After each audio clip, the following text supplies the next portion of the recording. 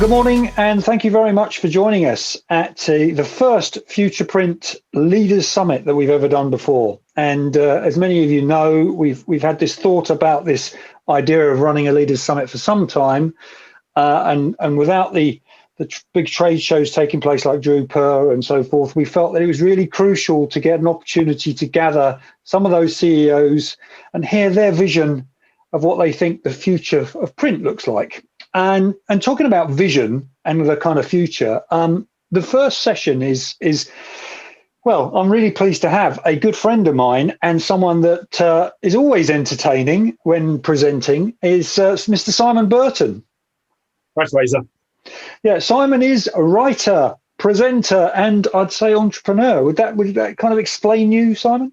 I think that's a good summary. Yes. Yeah, and he's going to talk a little bit about storytelling, and we think this is really important at the moment because obviously we're just kind of coming out of the COVID crisis. We're all rethinking our story, and it's how we take that and kind of develop it into something that resonates with the audience and our customers and so forth. Okay, Simon, over to you. Well, so great to be here, and so great to talk about a subject that's very passionate for me, about why storytelling is so important for business. And I think what's happened during the pandemic is that need to tell effective stories has become more important than ever before. So a little bit about me. I'm an entrepreneur in events and social media, and I've successfully launched and sold 3 trade shows. Actually, that's already my first story, my first lie. That's not true. I've launched 10 trade shows and a bunch of awards. I've screwed 7 up, and I've sold 3. And there are much more interesting stories to tell about the failures than there are about the successes. And it's also clear I don't look like that anymore. So maybe that's a better version of my story, because I'm not traveling. I'm desperately waiting for my PS5, and I'm miserable about Arsenal rather than being positive about them. And stories change and adapt and reflect who we are and the way we're interacting with the world. And that's going to become a central idea as I talk about stories and how we tell them in business. So perhaps the first thing to say about stories is that they're hardwired into our DNA. We can't see a picture of a campfire without becoming very evocative to us, and we want to gather around it and share and swap stories. And historically, when we were on the savannah, this would have been the place where we shared where the water was, where the dangerous animals were, what berries were poisonous and what ones were good, and the tales of our community. And as humanity has changed and grown, we now have a different version of the campfire, and it looks like this. And this trade shows and events are just a different place where the community comes together to share and swap and tell stories. And I think you've seen that trend really starkly presented in trade shows in recent years, as the notion of content, the notion of what's being presented in seminars and workshops have become more and more important. What's really interesting about you guys and the audience of the trade shows and the community here at FuturePrint is that print and stories are intrinsically linked. Gutenberg and the Gutenberg press.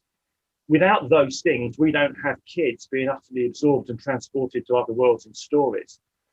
And what was happening because of that first seed, really clearly pre-pandemic, because of technology, the same process that drove Gutenberg to invent the press, is that content and storytelling became democratized. It was in the hands of anybody who had a smartphone.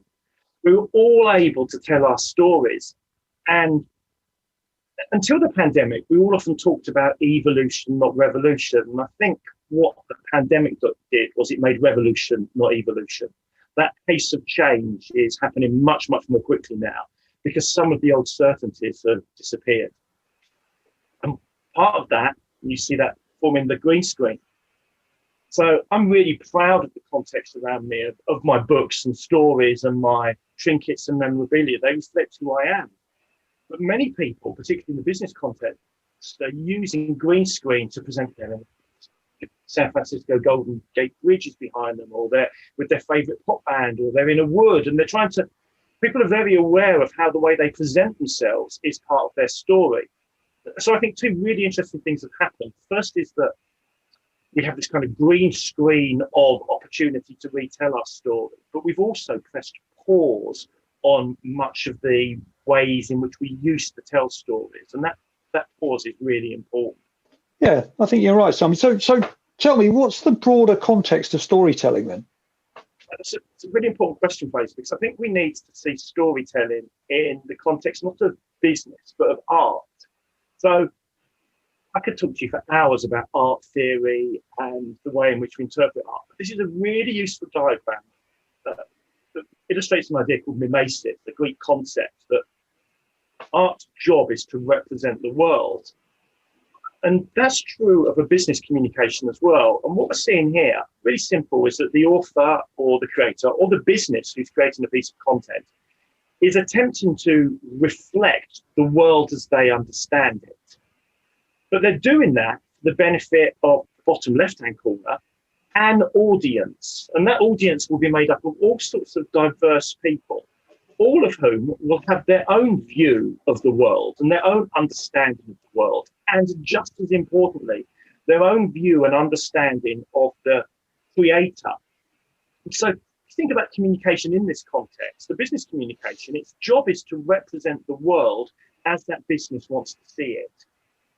But the business wants the audience to understand and share that worldview.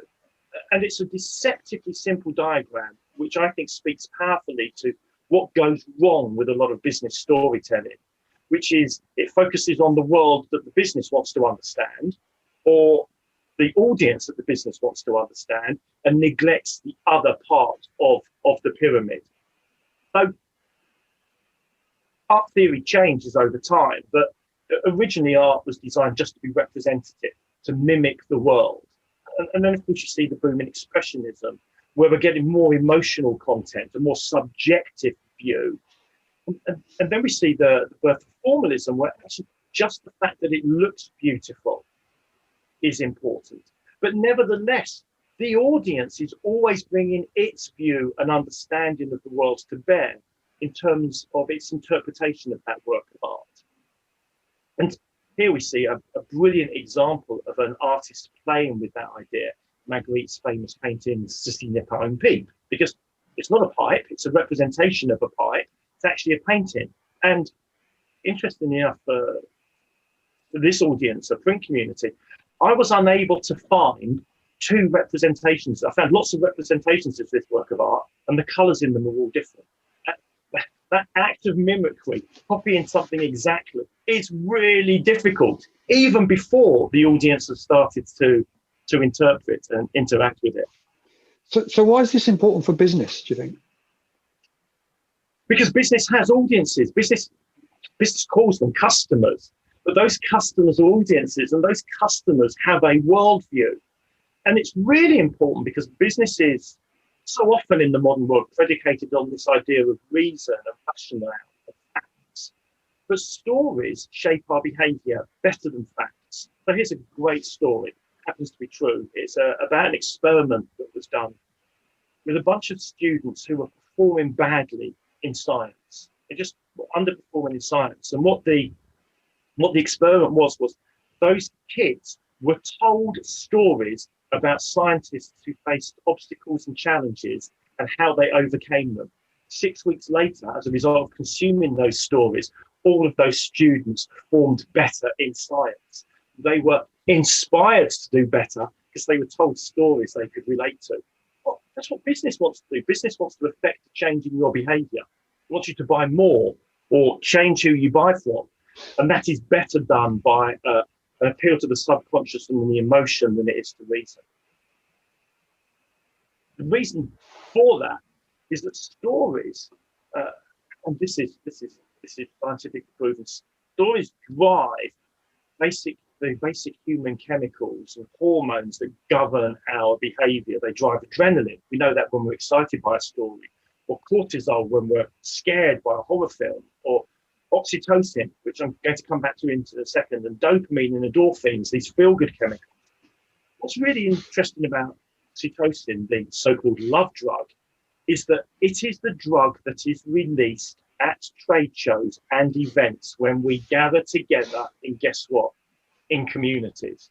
It's also the hormone that's released when we find stories satisfying and emotionally compelling.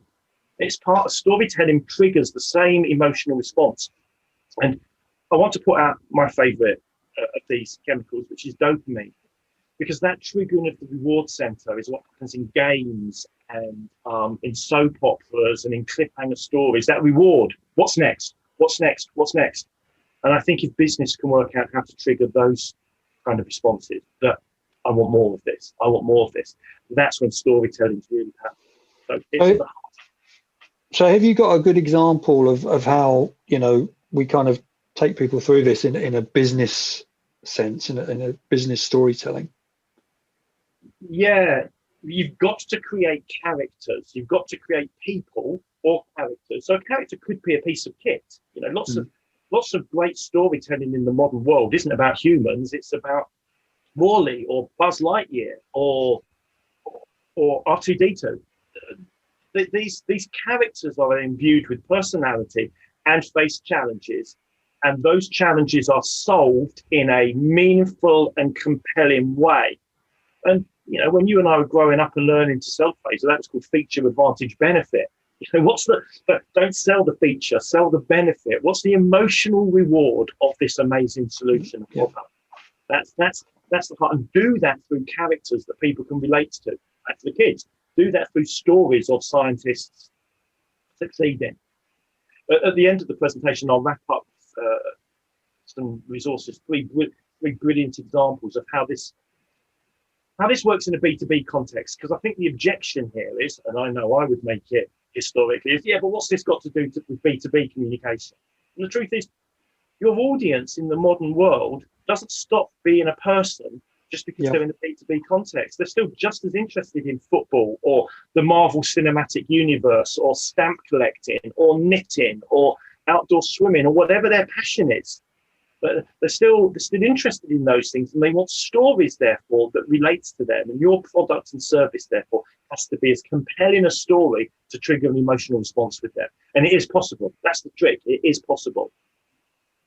So here's a brilliant example of the way the world's changed and the way storytelling has changed. So this is a tweet I saw the other day. Literally, this mum was trying to explain to her daughters what it meant when there were video stores rather than on demand. And the kids are like, what? So if someone else in your town is watching Harry Potter, you have to wait until they've finished before you can watch it. And of course, they rolled about on the floor laughing because this is incomprehensible to them. And that led me to think about that story of that change in business. So here are two examples of businesses that are all about storytelling. These businesses sell stories and access to stories. And Netflix, of course, has completely eaten Blockbusters. But there is one Blockbuster store left in the world. This Blockbuster store is in a town called Bend, just outside of Portland in Oregon. And it still functions. Oddly, not as a Blockbuster store. It's an Airbnb. And the trick here is that modern business, that very modern idea of what a business should look like, this is a store that you go to have that experience, to watch the films, to share and create stories. And it also shows what happens if a business doesn't tell relevant stories. It will be reappropriated by businesses that do tell relevant stories. So thinking about the businesses, the print businesses that we're kind of addressing, what's the single most important factor in business storytelling? Well, a lot of people would tell you authenticity, but I think authenticity is overrated. I would say passion and structure and making the story compelling. So structure is really, really important. The story's got to have a beginning, a middle, and an end. Sure. And that end has got to either be cliffhanger because more is coming, or it's got to be a resolution which is satisfying to the audience. Audience is everything. I think the single biggest failing, this is not about the print sector, this is about B2B communication in general, is that it talks about customers and customer personas, but it doesn't produce content that is driven from the audience perspective. It's always driven from the business perspective. Audience is everything. Let me give you a great example of this. I finished my first novel under lockdown. I don't mean I finished reading my first novel. I mean I finished writing my first novel. And I shared it with my friends. And my friends are like, this is great, Simon. It's so funny. What a brilliant example of comedic urban fantasy. It's great. And every agent I've sent it to has ignored it or told me why they didn't like it. So audience is everything. Audience is everything, because that audience is a gatekeeper to budget or the route to more audience because it's shareable. So I'm having to recast my novel in order to get it to a point where agents like it, because I won't get it to a bigger audience if I don't achieve that. Everything is about audience. What does your audience, what's their problem? And not what's their problem. How do they perceive that problem? How do they perceive themselves and the world? Once you know what those two lines of the triangle are, you can then fill in the third line, which is how you want to represent the world to them. I'd say, picking up on your earlier question, Fraser, there are 3 ingredients to successful storytelling. And they are: get your characters right, get the challenge appropriately articulated, and come up with a good resolution, good end. Those are the real building blocks of storytelling in business. And do we need to keep reinventing then? Do we need to keep reinventing and telling new stories to keep it fresh? Right, that's a great question, because one of the things I think that causes businesses to find this a challenge is they think that storytelling involves constant creation and constant reinvention. Actually, there's a book behind me, and I talked about it on our briefing call, called The Hero's Journey by Joseph Campbell, which maps out the stages of every story that's ever been. And I'm going to show you whistle-stop tour now of an example of why even in modern times, we're telling the same stories we always told. We're just putting new layers on them. So, or new characters, or new individuals, or new clothes, or a new character in the old costume. You might not always be aware this is happening, but it is. So we all know a long time ago in a galaxy far, far away, Star Wars. But we're going to start here. So Dorothy and Alice. I mean, these are two individuals uprooted from their world and thrown into a world full of challenge and obstacles. That's the first thing that happens in the hero's journey. Yeah. But actually, Alice and Dorothy and Princess Leia. I mean, look at it. Look at everything about these people. They're the same. And that notion of the world changing. Here we've got the house in Kansas on the prairie with the tornado coming, and Luke on Tatooine. And what's interesting is in one story, it's a storm that takes them away, and in the other, it's stormtroopers. I mean, these stories, these building blocks are identical when you start looking for them. And actually, George Lucas was really thinking of one about the Wizard of Oz, but also about one of his favourite films, Shane. And you can see that, look at that. The shot is framed exactly in the same way. The same things are going on, but we're being told the story with a fresh coat of paint. Okay, so these characters are the same. They're fulfilling the same jobs, but every time told the new interpretation. It's just remarkable the degree of coincidence between these two films, which we could extend out. Again, we've got the same imagery, the same props being told again for a new generation. So you don't need to reinvent, you need to reappropriate. So the picture on the right, which is not great, but the death scene of Obi-Wan and the Wicked Witch of the West are so similar. And we've got these, again, all the cast of characters around it are so similar. And even the comic sidekick, like Toto and R2-D2, they even sound the same. So there's no grand act of, there's an act of recreation, but nothing is being created out of nothing. The stories are being appropriated. I think actually in this world, Adobe and Adobe's videos, Adobe are really, really good at this.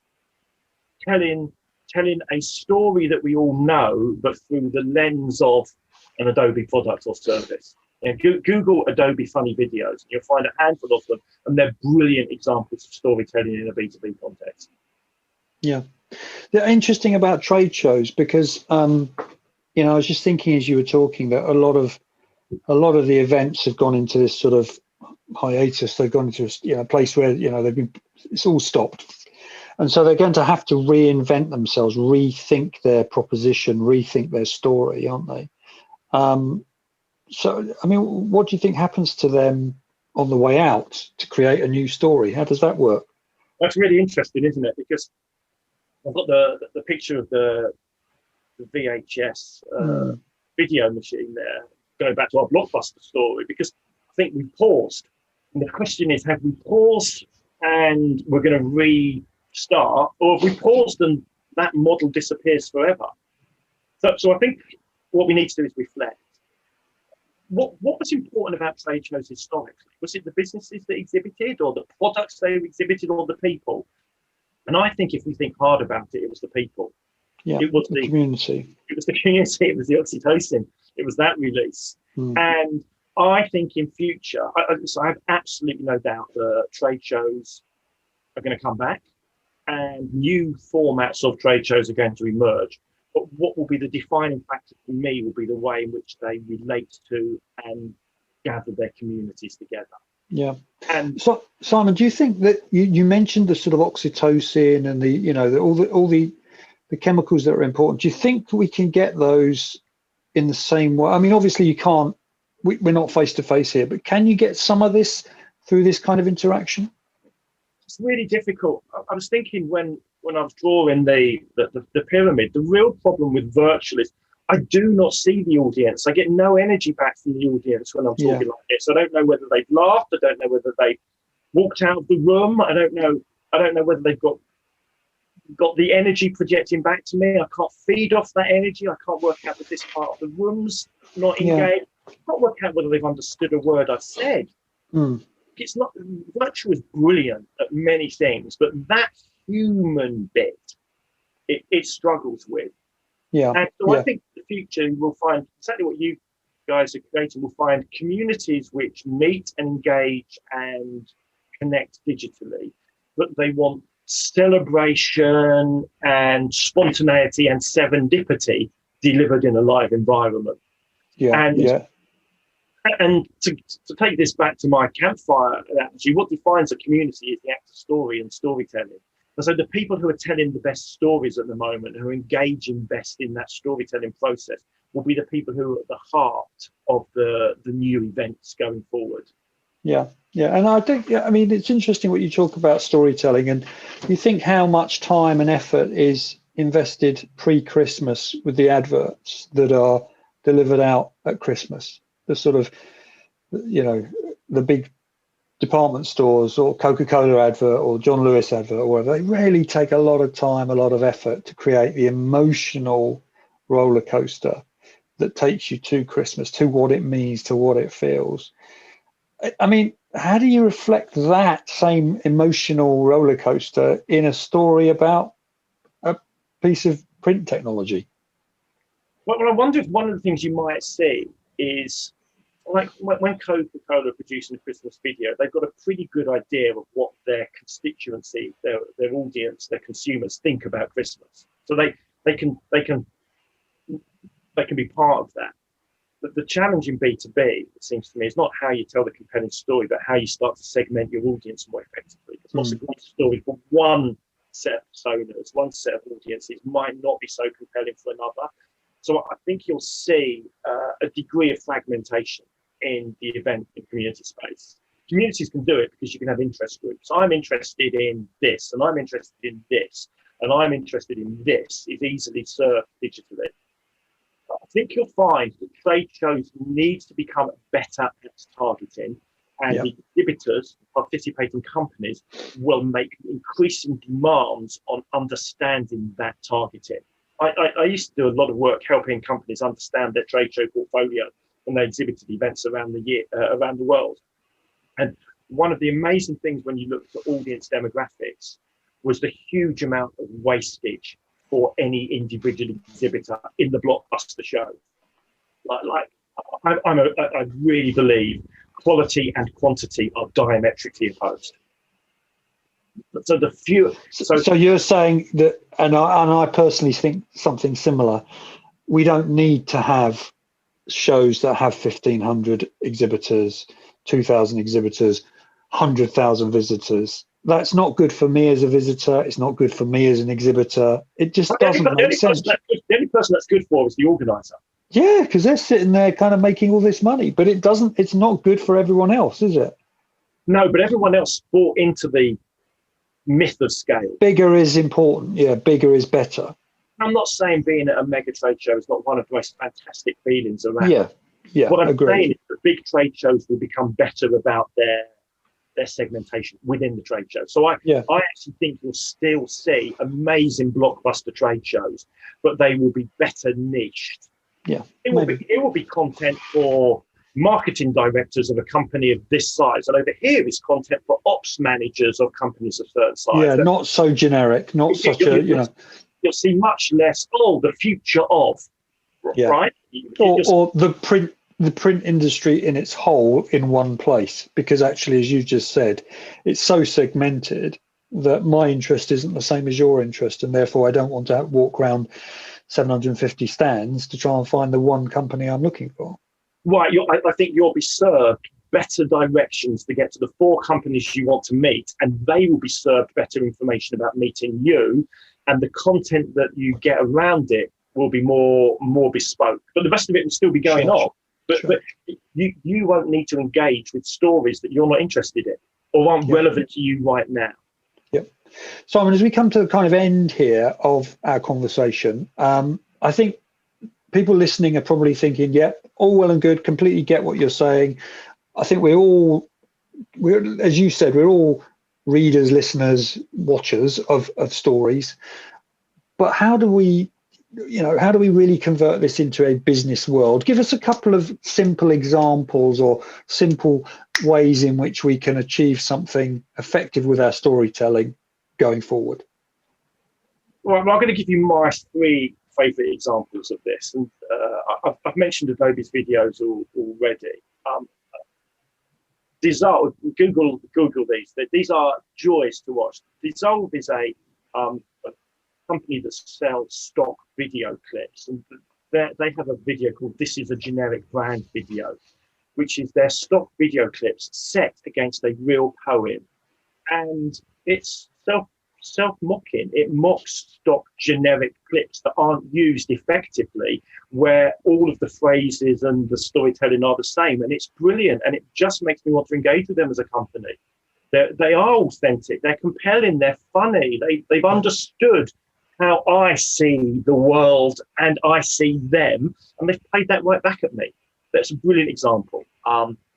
But perhaps the one I'll talk about for a second is the Gnome Experiment, because it's so brilliant. Like Kern weighing scales company make high precision weighing scales.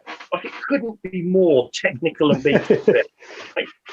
And so what they did was they sent these scales along with a model gnome in a flight case around the world, and it was to do an experiment. So they sent this to their audience, the scientists in the labs, because the world is not round, the world is shaped like a potato, and therefore gravity is different in different places on the world, but you need really, really accurate scales to be able to measure that. So human beings' weight fluctuates, but the gnome doesn't. So the gnome and the scales were sent around the world, and then the scientists, through social media and their feedback, tell the story of using the scales to weigh the gnome. And it's brilliant. And it generated huge amounts of social media and press coverage, and was used by kids in science experiments in schools, and the scientists loved it. But you know what? It was fun.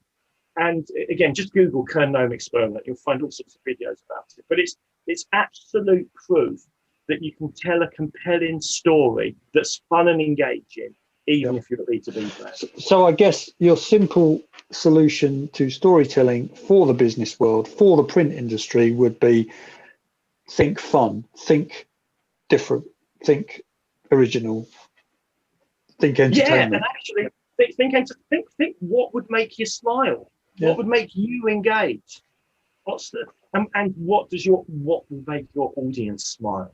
what will connect with and resonate with them. Brilliant. Simon, thank you very much for that. We're coming to the end of our 30 minutes. It's been really good to talk to you, to hear your storytelling, and to learn a little bit about, it's amazing, isn't it? All these stories that we've known for so many years, they all follow a similar pattern. Simon, thank you very much. Thanks for having me. Awesome. Anyone wants to get in touch, there are my details. There they are. Thank you, Simon.